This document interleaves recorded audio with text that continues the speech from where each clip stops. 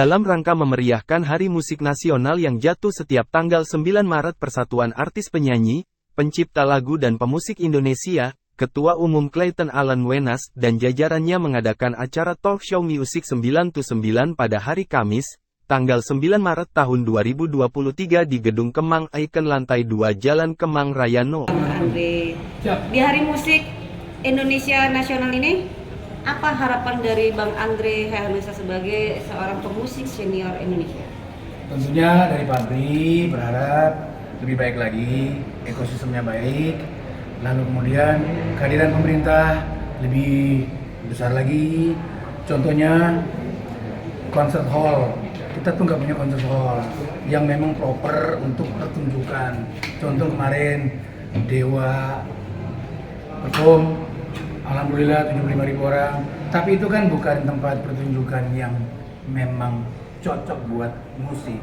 Nah, contoh ya, kemudian Raisa kemarin 45.000 di GBK, tapi juga tetap kita belum punya tempat seperti Opera House yang ada di Sydney. Nah, hal-hal yang seperti itu kan sebenarnya bukan hal yang jauh, yang nggak mungkin. Mungkin saja kalau ekosistem kita bersatu, lalu kita minta, Pak pemerintah, tolonglah. Kenapa? Zaman kita ini kan cepat sekali dengan digitalisasi, Mas. Nah, sudah waktunya Indonesia punya tempat yang proper, yang bisa dibanggakan untuk paling nggak ASEAN lah. Oh, ada tempat keren nih, di mana? Di Pulau G, pulau apa? Mirip Opera House loh, kalau bisa bikin konser loh, Dewa, rock apa, segede apa, mau 100.000 bisa. Nah, di Purple dateng, udah nggak susah-susah, udah pakai tempat itu, standar nasional, SOP-nya ada, nggak ada yang mati, nggak ada yang ketabrak, nggak ada yang apa, nggak ada yang sakit, makanan ada, lengkap, kap. Kalau seandainya dari pihak swasta nih yang akan berniat mengadakan tempat seperti itu, apakah jadi pemerintah ini hanya mensupport gitu mungkin karena tidak adanya anggaran? Dengan segala hormat, yang penting win-win solution, insan musik merasa itu semua fair, karena fairness itu lebih penting, sama transparan dan akuntabel. Nanti tinggal tanda tangan, Hugo yang atur. Intinya gitu loh Mbak, kita nih nggak usah ada yang merasa jago bahwa aku punya generasi lebih bagus dari generasi. Udah beda. Anak-anak kita udah nggak nanya kayak gitu. Anak-anak kita nanya berapa followermu, berapa subscribe. Itu yang kita mesti malu. Siap. Satu lagi, nah ini kan lagi banyaknya marak nih musik yang di cover. Nah, untuk Mas Pugu sendiri, sebenarnya dari sisi hukum itu seperti apa sih persepsinya gitu loh? Untuk mereka membawakan lagu, terus mereka itu akhirnya kan terkenal dan mendapatkan satu pundi-pundi gitu kan. Nah, masalah kayak hakimnya atau ciptanya itu. Iya, sebenarnya sah-sah saja sih cover itu boleh, tapi kita harus tahu bahwa lagu itu ada penciptanya. Dan dari Haki juga disediakan juga kemarin kan ada aplikasi dari Haki, kita bisa daftar situ. Terus kemudian kalau kita cover kita harus menghubungi penciptanya. Paling tidak, Bang, bisa nggak saya cover? Ya udah, kesepakatan di situ antara berapa 5 juta atau 10 juta tergantung dari berapa tahun kita sewa. Nah itu dari situ kita nanti secara hukum tidak akan bisa disebut sebagai tukang cover. Nah, dia akan digugat karena pencipta itu juga mendaftarkan ciptanya ke Haki. Untuk sementara kan Haki kan lagi berlomba-lomba untuk supaya dapat semua masuk, tercover, dapat nomor seri dari Haki itu. Kebetulan saya dari LMKN, mewakili LMKN, Lembaga Manajemen Kolektif Nasional. Saya mau bilang bahwa ada alat monitoring baru yang mungkin Mas Pugu juga udah tahu. Itu udah mulai bisa mendeteksi lagu-lagu apa aja yang diputar di sebuah kafe. Betul. Paling tidak itu ada matahari kecil lah, terang yang kecil untuk sudah bisa masuk dalam dunia digitalisasi. Betul. Namun, ini dunia digitalisasi ini kan mengurangi pegawai, pasti. Suka nggak suka akan sampai ke situ. Nah, pegawai yang sudah old school ini mau dikemenain. Itu yang harus kita pikirin ya Mas. Nah, betul. Supaya nanti yang tua-tua ini ditaruh di satu tempat. Nah, dia kerjanya ada juga. Nah, sistem masuk ke teknologi yang baru untuk adik-adik anak-anak kita. Harus sertifikasi. Iya, tersertifikasi dengan baik. Betul. Tapi jangan lupa om-om dan kakak-kakak yang senior-senior ini juga masih mau kerja. Ditaruhlah di tempat yang proper juga. Dihargailah di apa ya, jabatan ya? Bukan jabatan, dikaryakan. Dikaryakan. Jadi harapannya itu Jadi harus balance semua ya. win-win ya. Iya, betul. Kalau memang kita mau pakai teknologi, monggo. Nggak berarti ada pengurangan pegawai. Nah, pengurangan pegawai ini juga ditaruh di tempat yang baik, selayak-layaknya, terstruktur Dan masif. dan push. Gitu. Jadi kayak saya pikir itu Mas, Iya. Mbak. Jadi ada gedung, ada semua kelengkapan gedung. Kenapa? Dari satu lagu aja itu berapa juta orang yang hidup loh. Betul. Satu lagu, arranger, udahlah kalau di studio udah. Tapi yang di Musik. kafe yang nonton tadinya mau mati jadi nggak mati besok. Karena apa? Karena dengar. Nostalgia. Iya. Bang, izin, saya bertanya nih, ada nggak naungan untuk musik-musik jalanan yang sangat liar lah? Ada Institut Musik Jakarta ya. Ya, ini Papi gimana untuk menyikapi hal itu? Kita serahkan kepada yang paling mengerti dan mengenal anak-anak jalanan. Misalnya ada Institut Musik Jalanan atau KPJ. APJ. Udah, mereka kelola, mereka punya platform, bikin platform. Nanti semua masuk di situ. Nanti platform ini bikin template. Oh, ini DKI, template-nya pindah ke Jawa Barat, template-nya pindah ke Jawa Tengah. Betul. Harus ada sinergi Sinergi. kolaborasi.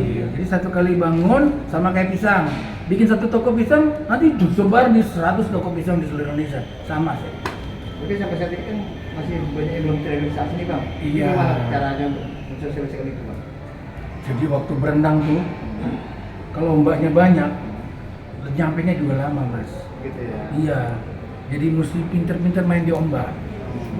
Berenang, ada ombak turun. Nah, kalau Mas tanya bagaimana nggak cepet, waduh, aku nih sopo sih. Iya Mas ya? Betul. Wes, thank you Mas Sandri. Iya. Tapi saya tanya satu lagi Mas, kenapa kok di bulan Maret ini ada apa? selain Kan musik? WR Supratman Mas. Bukan di bulan Januari. Sudah terus. 1. Jakarta Selatan. Once Mekel selaku Ketua Panel Hari Musik Nasional ke-20, mengundang semua pengurus DPP Persatuan Artis Penyanyi, pencipta lagu dan pemusik Indonesia dan musisi yang tergabung dalam PAPPRI untuk ikut memeriahkan acara tersebut. Dwiki Darmawan selaku Sekjen DPP juga hadir di acara tersebut.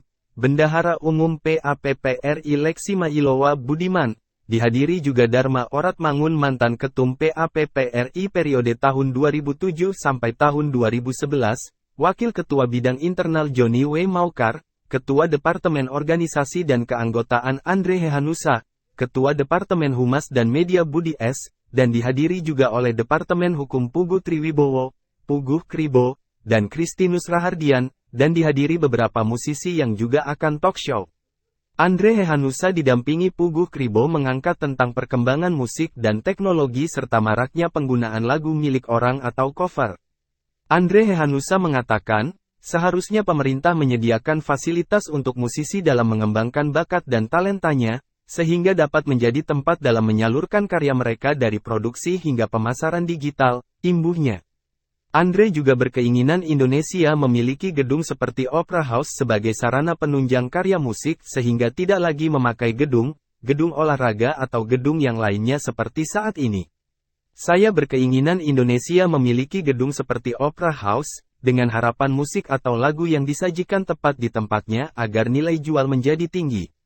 Terkait siapapun yang nantinya akan menyediakan sarana dan prasarana gedung tersebut baik pihak pemerintah ataupun swasta tidak masalah, yang penting sesuai dengan aturan mainnya.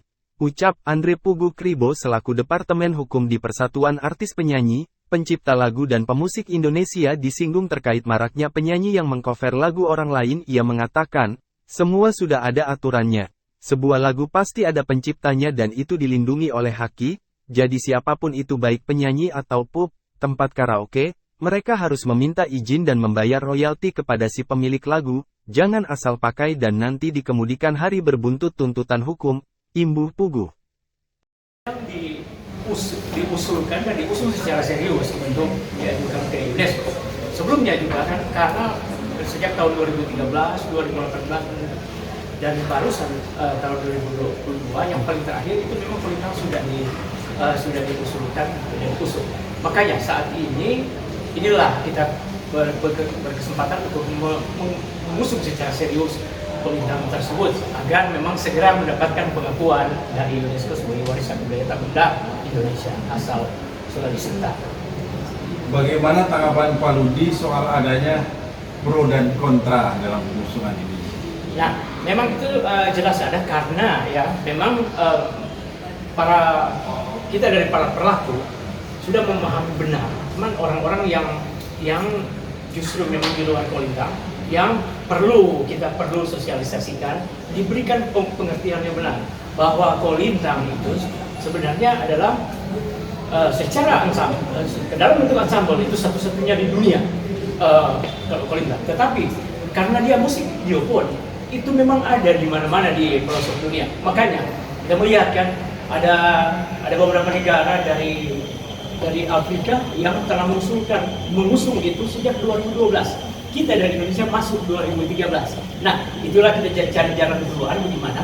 Karena musik idiopon, xilofon yang Kolintang termasuk itu kan ada di mana-mana sampai di Eropa, di Amerika Selatan dan di kita ini. Tetapi sekali lagi yang saya mau sampaikan dalam bentuk ensemble Kolintang itu adalah satu-satunya di dunia. Baik, Ibu Lydia sebagai ketua dan anggota tim 5 yang menyusun naskah akademik ya. Bagaimana suka dukanya menyusun naskah akademik untuk ke UNESCO dari Kolintang ini?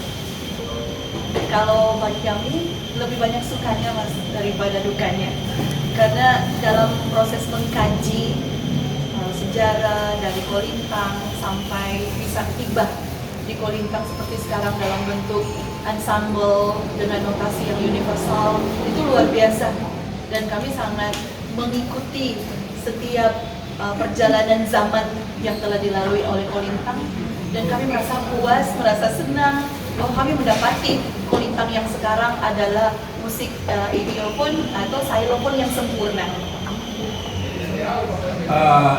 Hari Musik Nasional. Musik Indonesia keren. Gimana Bu Once? Kapan ke depan ini Bu Once? Harapan saya musik Indonesia itu tadi keren dan semakin keren, semakin dicintai oleh masyarakat Indonesia dan semakin bisa menghidupi musisi dan semua yang terlibat dalam industri maupun budaya musik Indonesia. Adakah gebrakan untuk di tahun 2023 ini? Gebrakan di tahun 2023 ini salah satu gebrakan kita adalah kembali mengingatkan masyarakat akan pentingnya Hari Musik Nasional agar supaya musik Indonesia tetap menjadi seni, budaya, dan kekayaan bangsa Indonesia yang bisa mempersatukan kita semua. Semoga apa yang kita buat akan terus berlanjut di tahun-tahun depan. Gebrakan ini akan semakin menggerak, sehingga musik Indonesia semakin menancapkan kekuatannya, kukunya di dalam negara Indonesia dan makin kuat untuk kepentingan kita semua. Oke, untuk sang maestro nih Bang Diki. Ya, semoga perlindungan atas hak kekayaan intelektual di bidang musik bisa lebih diperkuat lagi. Kalau hakinya terlindungi, maka sejahtera pencipta dan artisnya, maka karyanya akan semakin keren, semakin semangat, dan keseimbangan akan terjaga. Jadi ini mendorong kreativitas juga ya, perlindungan hak atas kekayaan intelektual yang baik akan mendorong kreativitas yang lebih baik. Itu tentunya. Oke, thank you. Dari Jakarta, Media Jurnal Berita Indonesia melaporkan.